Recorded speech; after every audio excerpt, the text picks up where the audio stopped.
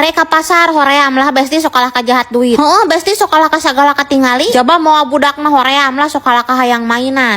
Besti mainan ngesahunyu dan ogenan hayang we mainan. Terila nepi we ieu besti ka warung bici teh. Tuh geus nyampak geuningan sayuran ge. Meuli naon coba ieu teh nya bingung. Meuli cengek heula ieu teh besti dawuh cengek. Teuing da cengek teh ongkoh lada haye we dibebeuli.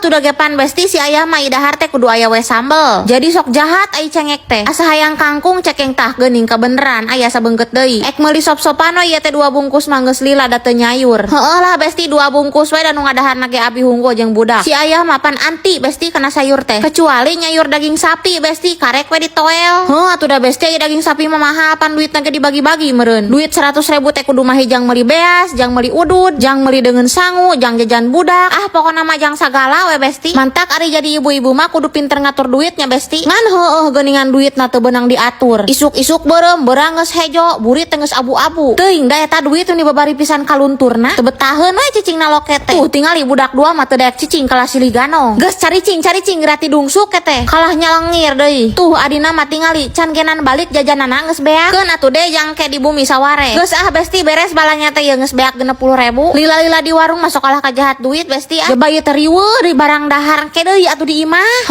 Besti baelah di ameng kieu genan bongan geus teu kuat lapar.